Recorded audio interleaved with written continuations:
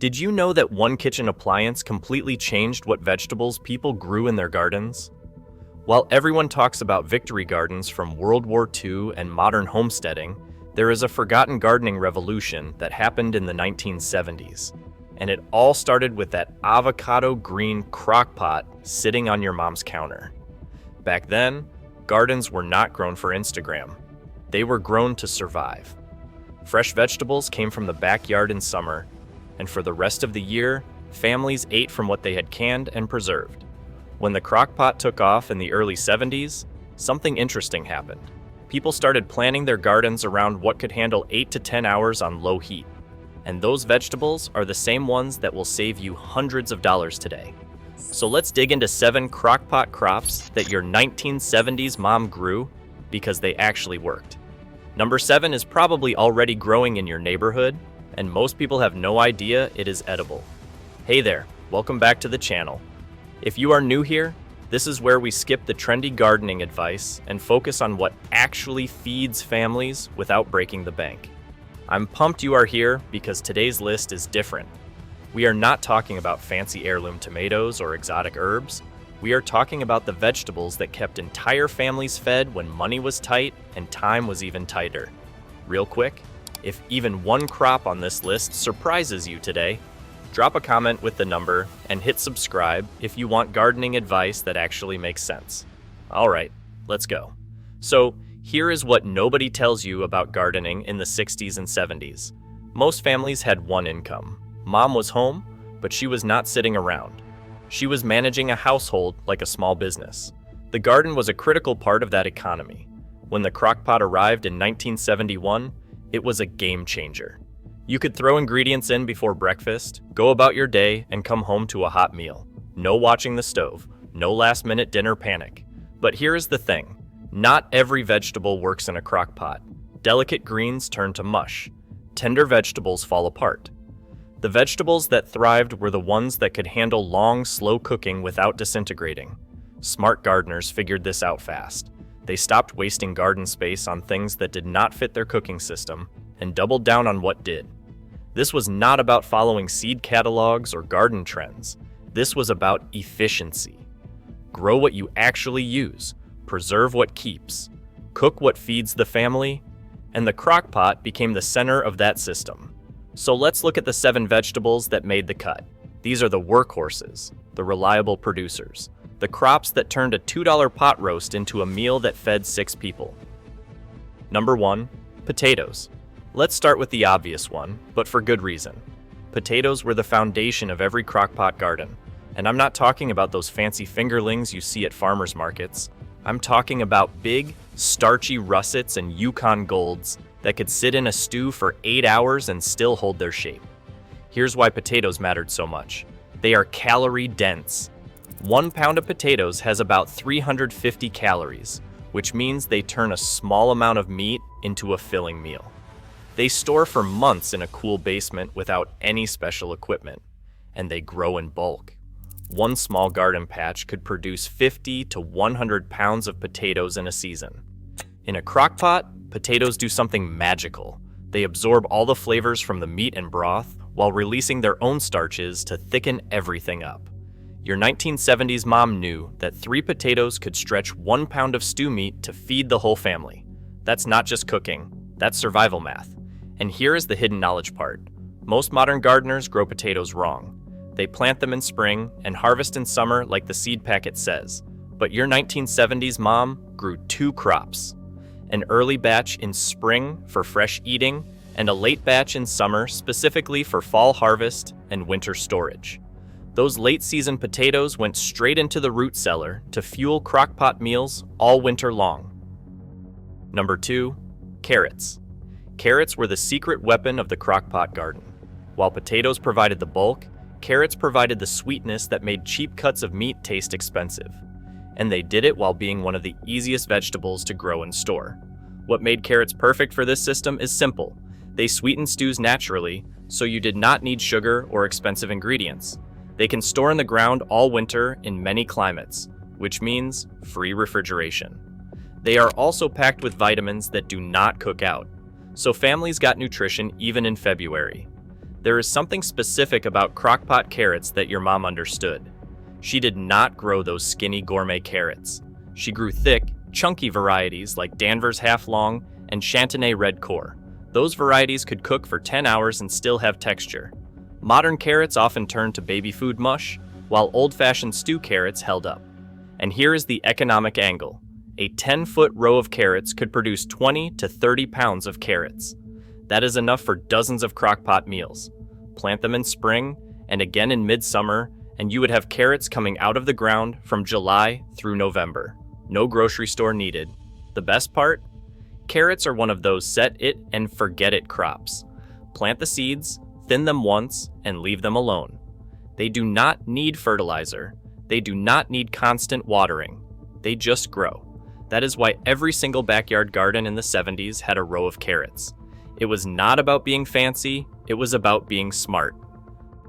Number 3, onions. If potatoes were the foundation and carrots were the sweetness, onions were the backbone of flavor. You could not make a proper crockpot meal without onions, and your 70s mom grew them by the pound. Here is what is brilliant about onions in this system. One onion transforms an entire pot. You are not talking about a garnish. You are talking about the base layer of flavor that makes everything else taste better. They store for 6 to 8 months in a cool, dry place without any processing. And they are so easy to grow that even beginner gardeners succeed. But there is a specific variety story here. Your mom was not growing red onions for salads or sweet Vidalia onions for grilling. She was growing storage onions, varieties like Yellow Globe, Copra, or Stuttgart. These onions have thick skins, strong flavor, and they last through winter without sprouting or rotting. In the crockpot, onions do something that you cannot replicate with store-bought. They break down slowly over those 8 hours, releasing natural sugars and creating that deep, caramelized flavor that makes people think you used expensive stock or wine. You did not. You just used good onions and time. And here is the multiplication factor. Once you grow onions, you can save sets for next year. Those little bulbs at the base, you pull them, dry them, and replant them. Free onions forever. Your 70s mom knew this. She was not buying onion sets every spring. She was replanting what she grew. Number 4, celery. Now we're getting into the vegetables that modern gardeners skip, and that is a huge mistake. Celery was a staple in every 70s crockpot garden, and for good reason. It is the aromatic base of almost every soup and stew. Here is why celery mattered. It provides that savory, almost meaty flavor that makes vegetable-heavy stews taste hearty. It is nearly calorie-free, which meant your mom could bulk up meals without using precious meat or butter. It also stays crisp in cold storage for weeks, sometimes months, if kept in the right conditions. But here's what nobody tells you. Celery is actually easy to grow if you do it right. It needs consistent water and rich soil, and that is pretty much it. Your mom planted it in a trench or in a heavily mulched bed, kept it watered, and harvested stalks all summer long. The outer stalks went into crockpot meals. The hearts got eaten fresh or saved for special occasions. In the crockpot, celery acts as a flavor carrier. It absorbs the taste of everything around it while adding its own depth. And unlike modern cooking where celery gets sautéed first, crockpot celery goes in raw and slow cooks for hours. That process pulls out flavors you cannot get any other way. Here is the hidden economic win. One packet of celery seeds, which costs maybe $3, can produce 30 to 50 plants. Each plant gives you 10 to 15 stalks. That is hundreds of servings of celery for the price of one store-bought bunch. And if you let one plant go to seed, you have free celery seeds for the next 5 years. Number 5, cabbage. Cabbage was the ultimate crockpot vegetable, and it is criminally underused today. In the 70s, cabbage was everywhere.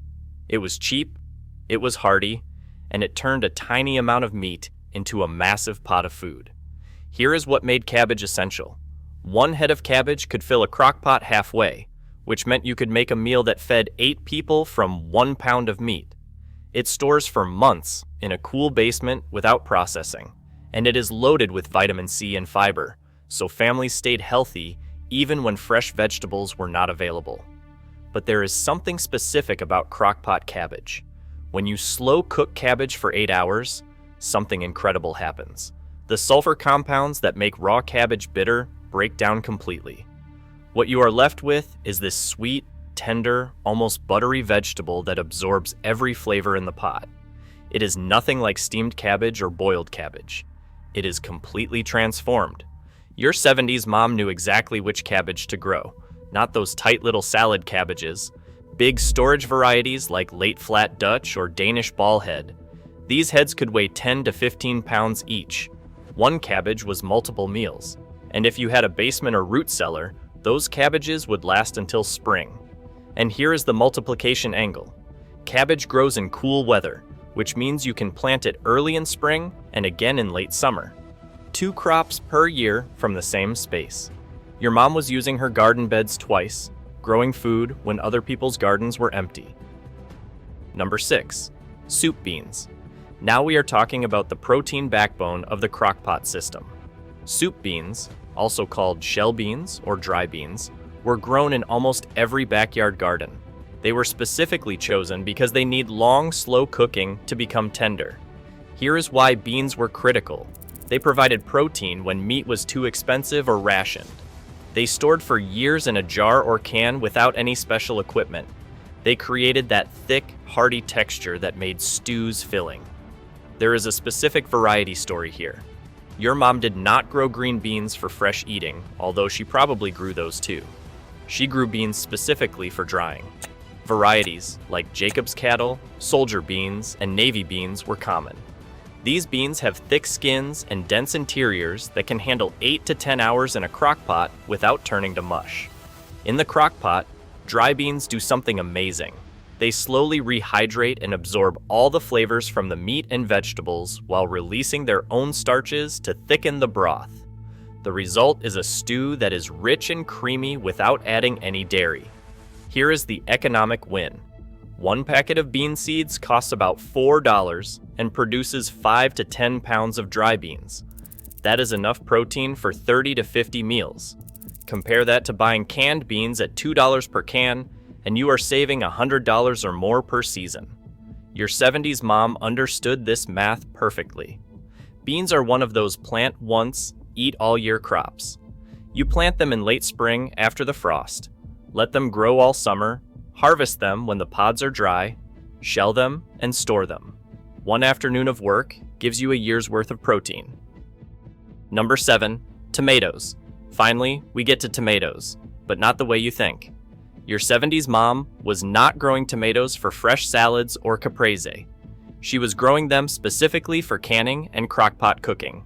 Canned tomatoes were the base of almost every crockpot stew and soup.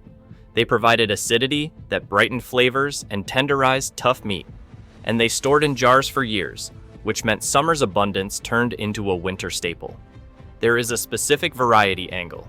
Your mom was not growing heirloom tomatoes or cherry tomatoes. She was growing paste tomatoes, such as Roma, San Marzano, and Amish paste. These tomatoes have thick flesh, few seeds, and low water content, which makes them perfect for cooking down into sauce or canning whole. In the crockpot, canned tomatoes create the liquid base that everything cooks in. They break down into a rich sauce, balance the sweetness from carrots and onions, and add that essential tang. A quart jar of home-canned tomatoes could turn a handful of vegetables and a pound of meat into a pot that fed the whole family. Paste tomatoes are actually easier to grow than slicing tomatoes.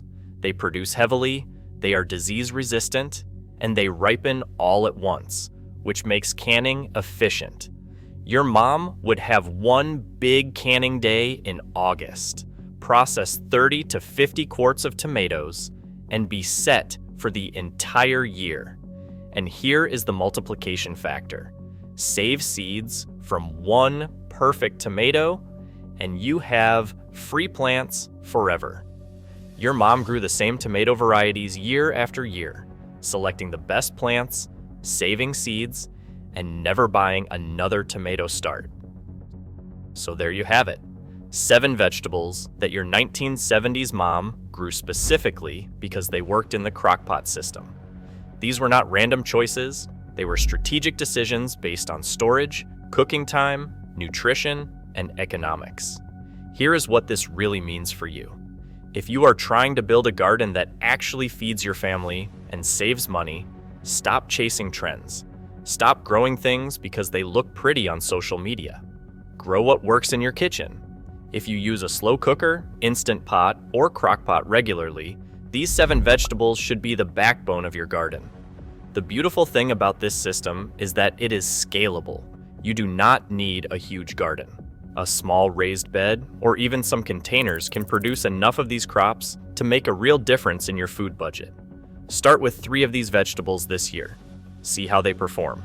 Learn their quirks. Slowly build a garden that is designed around how you actually cook.